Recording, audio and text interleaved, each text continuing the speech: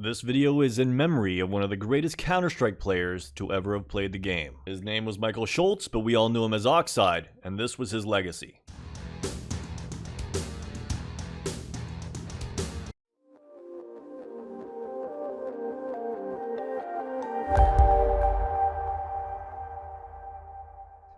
For the CT is not looking very good for them. Oxide's going to go away from ramp. What's now a 1-on-5 as he moves into Hells. Avoids the flash, gets the kill out before getting flashed. It's now a 1-on-4. I don't see Oxide winning this round, however, as he moves into Heaven, getting rained by flashes already. But hold on, folks, he's going to make a great bunny hop outside from Heaven into Mini. Sees the guy in the hut, gets the shot off, gets the kill. Sees another guy in upper, gets a headshot there. It's now a 1-on-2 with the bomb planted inside lower. Already getting flashed again from what looks like to be hut. Next spots the guy in the hut. He's gonna make his way through Squeaky, pulling the old yeah, okay kid. Sees him in hut. Gets the shot off, gets the kill. It's now a one-on-one situation. He quickly switches to an AK. He's gonna move his way down into vents. He's gonna have to do this really fast if he wants to win this round. Jumps into lower. He's gonna have to pull the fake defuse as he does. Looks in the window side, sees he's not there, checks barrel side. There he is, gets a headshot. I can't believe it. Now, recently I was just informed that my old friend Michael Oxide Schultz has passed away. Oxide was one of the greatest players of Counter-Strike Source history, and at the end of the game, he was probably the best player in it. During this time, we played on many teams together and we found lots of success together. Now, when I first met Oxide, he had just turned 16 years old. Now, back in those days, we used programs such as MIRC to communicate with each other. At the time, I was putting together a newly developed team with an old friend of mine from my 1.6 days. Now, our first two pickups were a couple Source players from ESEA. One of their names was Bro and the other one was called Goose. ESEA was typically a pretty good place to pick people up from because you'd usually get a pretty decent assortment of good players there. But we were really struggling to find a fifth. Because of this, we'd go on MRC and look up the channel Find Ringer to see if we could find someone to ring for our scrim. Now, typically when you do this, you wouldn't really expect to find anyone who was that good. So we were blown away when our first ringer turned out to be Oxide. Yeah, he had some rough edges, but I thought, you know what, if I take this kid under my wing, maybe he could turn into something special. Now, luckily, he saw potential in playing with me as well. I already had years of experience and tons of LAN wins under my belt, so everything was looking good until a new World of Warcraft expansion came out. Now, this really fractured the team as teammates wanted to go and spend time playing World of Warcraft rather than practicing. After a little bit of convincing, I decided to go join them and play. Meanwhile, Oxide, whose character was on a different server, couldn't play with us, so he decided to go and continue his quest in Counter-Strike. Now, honestly, I didn't think I'd ever hear from him again, but it was about a month later when he contacted me and asked me to join his team. You see, he had joined a team that was playing in a tournament, and the #1 team seeded in the tournament was Dynamic. Now, Dynamic was by far the most dominant team in Counter-Strike Source history when it comes to the American scene. They were winning everything left and right, every tournament, and of course every league. Now, considering I didn't know any of the players other than Oxide on this roster, which was Hype, Naota, C15 Oxide, and me, I really had doubts on how far we could actually go, since none of these guys seemed to have any real previous experience. As such, I really took over when it came to strat calling and of course strat creation. But to my surprise, we were destroying everyone. But still though, our real test was yet to come. That game would be against Dynamic, the #1 team in North America, the one that would eventually become iBuyPower in CSGO. Finally, the match had come and we played against Dynamic. We got to start out on the CT side and we came off to a commanding lead. I really thought we were going to take this match, but they ended up bringing it back and winning 16-12. Still though, an incredibly close match, especially considering we had only been together as a team for about a week. But the truth was, there was a couple conflicts within the team. First of all, Hype and Naota didn't like the fact that I took over the team. Because of this, they broke off and decided to go make their own team, while I was left with Oxide and C15 Now, at first I wasn't too sure of this C15 guy, because honestly, me and him conflicted a lot. But I changed my mind when I saw how he performed against Dynamic. He was absolutely insane, dropping nearly 20 kills in the first half. But the problem is, we still needed to find 2 more players. So I immediately thought of Bro and Goose. The problem was, they were still busy with World of Warcraft. Luckily, C15 knew somebody and brought in a player named Phillips. And honestly, we could have not gotten a better pickup. Phillips was incredibly talented. But on our roster, you really didn't get to see how talented he was because we made him play support. The good news is, he was completely okay with this as long as we continued to win. He had absolutely no ego about him. Oxide, me, and C15 on the other hand got into a lot of arguments because of our egos. Now the good news is, after a couple fights, Oxide put an end to this very quickly by having a conversation with me. See, the truth is, both of us had a lot of chemistry when it came to playing with each other. It was sort of like finding magic in a bottle. He explained how it doesn't matter who's the better player, the truth is that we both play better whenever we play with each other. And he didn't want to destroy that over some petty little disagreement that happened in the heat of a moment. So we sucked it up and we both promised each other that we would no longer get into petty arguments. And that was the end of that. We really never got into an argument after that. Sadly, the same can't be said for C15. You know what, I'm just gonna call him Dan because that's his name and it's a lot easier to say. Now while Dan got along really well with Oxide, he didn't quite get along with me as well. He had another way he wanted to do things and he really wanted to take control of the team. Now back in those days, the ranking system in ESEA was a little bit different. Instead of a letter system, it was using a number system. The top 10 ELOs were just slightly above 2,000. So when Dan broke the 2,000 mark, he definitely let me know. Meanwhile, I thought to myself, if Dan can break 2,000, I sure as hell can break 2,000. At the time, I think I was at 1,900. 2 days later, I messaged him back and showed that I was at 2,100. And at least for the foreseeable future, that seemed to have ended the feud. Meanwhile, we still needed to pick up one more player before the season started. That's when I took it upon myself to pick up a player called AI. I saw potential in him. What I didn't see, however, was that the role that we would have him fit into was not a role that he necessarily enjoyed. Basically, I gave him the most boring role on the team, and he barely would pick up any kills as we just completely obliterated the open scene. After cruising through the open playoffs, we found ourselves in the main league. Before we knew it, we had moved straight up into the main league, which was the second highest league at the time. Now, while we were cruising through main, AI really felt like he deserved a bigger role on the team. And after going through the open season, he really didn't understand why I didn't give him a more primary role. Now, let's be honest, AI was an absolutely fantastic player that could have definitely used a bigger role. But considering everything was working so well for us, I really didn't want to change anything up. Now, because Maine was the second highest league at the time, at this point we really started to get noticed. That's when Goose came back into the mix. Now, Goose was definitely not the smartest Counter-Strike player, but he had incredible aim. And when I say Goose wasn't the smartest Counter-Strike player, here's an actual video that Oxide made about him. My apologies, guys, I had to mute some of the music here because of copyright claims. Where the hell are they at? They're not here, guys. I'm rotating.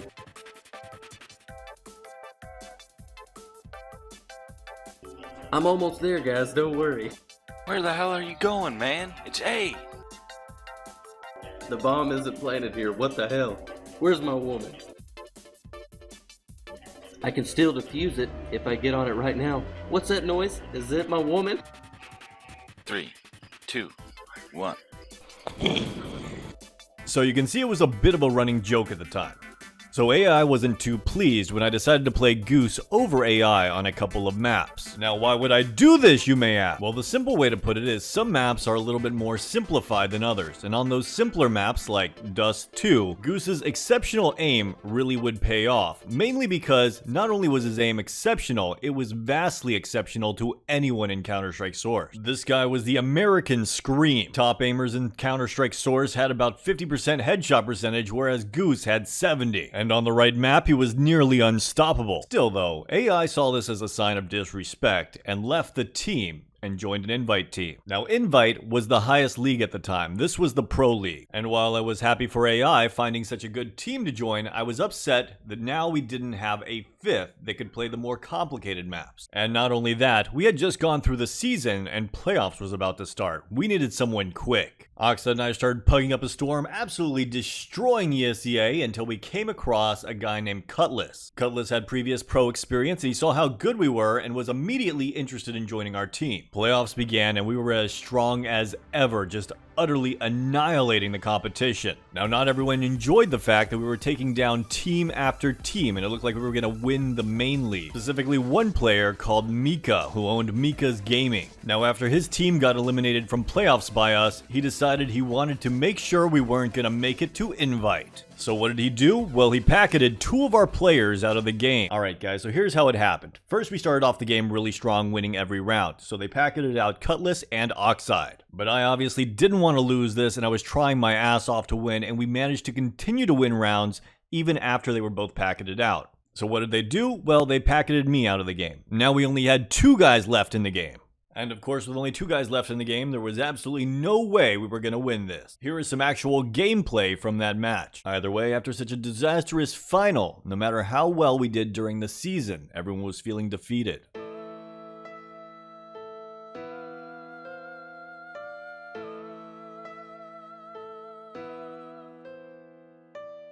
I was surprised to find that I was the only one left on the team that wanted to continue to push through and continue to play. Meanwhile, everyone else quit Counter-Strike and moved on to other activities. Now during this time, I really got to know Oxide as we played other games outside of Counter-Strike, and we played everything together. We played everything from a simple free-to-play golf game to playing through all of Borderlands and even joining up with Goose in a game called Ava. No matter what we did, we just had an incredible synergy together. And then one day, right before a tournament where we were supposed to play against Skadoodle, he just vanished. Chili gets a pick into 1 on B-Nux. Profit, though, gets Snow Shovel there. Studlock nading at Emom.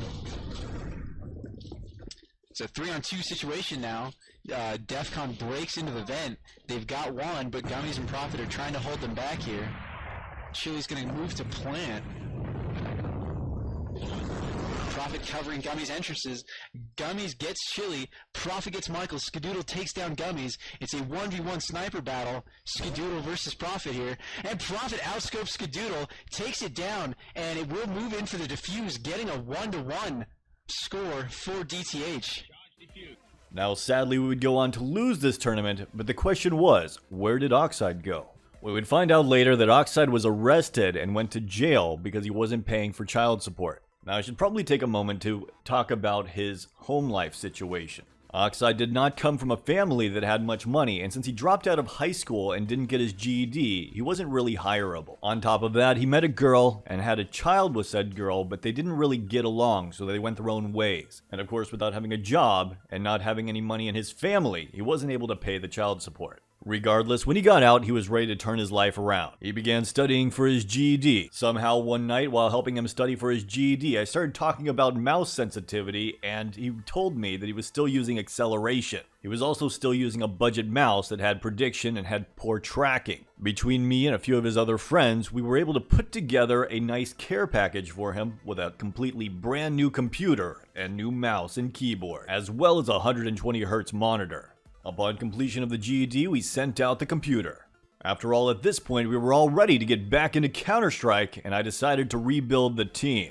Now keep in mind, Oxide was already a great player even before he learned about fixing his acceleration and got a decent gaming mouse at Death Adder. Plus at that time, 120 Hz flat panels were the best on the market. At this point is when he went from being a great player to quite possibly the best player in Counter-Strike Source. With our new team, we just breezed through Open, making it into playoffs. We were looking for a repeat of our last Open season, where we just win it and go straight to main. There was 2 maps no one wanted to play us on. One of them was Dust 2, and the other one was Nuke. Now anyone who's ever watched my channel before knows that I used to be absolutely amazing at D-Dust 2. And Oxide was the exact same way, but on the map D-Nuke. People made jokes that we were the Bash Brothers from the Mighty Ducks, using mechanical aim and reaction time to overpower our opponents. Not only did we make it to playoffs, we absolutely cruised through the season and started destroying everyone in the playoffs. That is, until one night, during playoffs, I had a falling out with C15 You see, even though we were winning every game, he really didn't like my strategies and the way I ran things. And I let him get under my skin and told him, you know what? This team is nothing without me. And with that, I left the roster. They would go on to lose and get eliminated from playoffs. Meanwhile, I just thought to myself, what the hell did I just do? We could have easily won playoffs. I had the counter strats. Why'd I let him get to me? I just ruined everything. The next season, they went through Intermediate. I had never played a season of Intermediate, so I was kind of glad I wasn't on the roster because I felt like Intermediate was an embarrassing place to play. Let me give you guys a little context on how narrow-minded I used to be. The way I saw it is any teams coming up from Open that had potential would immediately win Open and make it straight to main. Meanwhile, Oxide was pissed at me, and basically I refused to play with Dan anymore. I didn't want to be around him at all. I did, however, watch Oxide play through the Intermediate season. He averaged a record-breaking 1.4 frags per round per match. Just think about how absolutely insane that is. So it should come at no surprise that they won Intermediate and moved up to Main. Luckily, by this point, me and Oxide had smoothed things over, and he invited me to join the team again, which had changed drastically.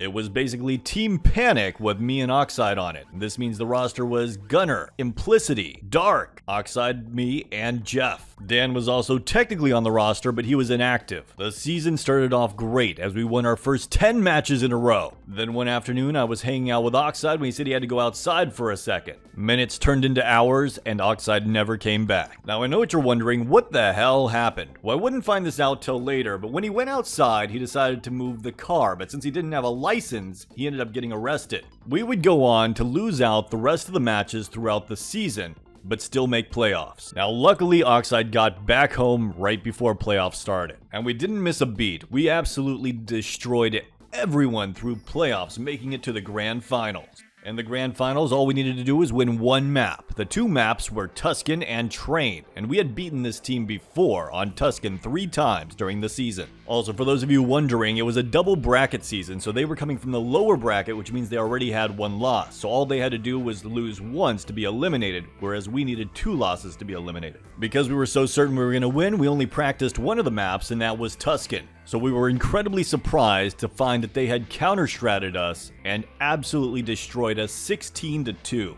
The team was feeling defeated and they were like, oh crap, we're gonna lose, we're not gonna win Main. But Oxide and I were determined. After what happened in the grand finals last time, there was no way we were going to let this slip away. I told the team, it doesn't matter, you guys can all give up because I am not going to lose this. Oxide chimed in and said, that's right, Bash Bros to the end, I got your back, we aren't losing this. The game started and I was more focused in than I'd have ever been in my life. With Oxide and I both sniping on D-Train, we carried that team to a victory. Our teammates getting more and more confident every round, winning this match, securing our status as a pro team. And just in the nick of time too, because CSGO was coming out and all the pro teams were going to be moved over to the Pro League for CSGO. Now we didn't get a chance to start scrimming the game before the next season started, but during that time I was getting a lot of heart issues and went into cardiac arrest. So I'm not really sure what happened to Oxide and the team after that point. Now for the next couple of years I sort of lost contact with Oxide, but I do know that he met a girl and continued to play Counter-Strike.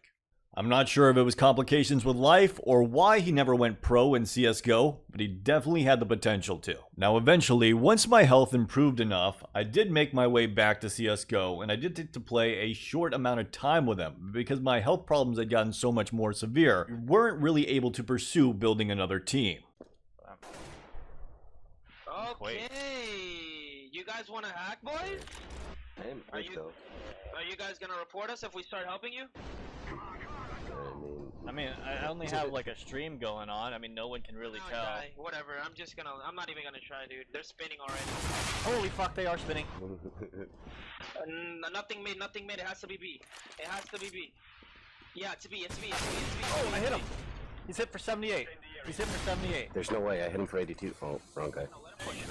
Can't do shit. So blind. Medic got both of them. Yep, so in pretty much our last game together in CSGO, we got matched up against cheaters. Here was one of the last games I ever got to play with him. Sadly, this would be the last memory I got to share with him, as real-life issues caused him to sell his computer, and we kind of lost touch with each other. Personally, I hoped he would always find a way to get his life together, and I'd be able to help him get another computer. But with his recent passing, I realized this will no longer ever be a possibility. My heart goes out to his family that he leaves behind. Much love, my brother. May you rest in peace.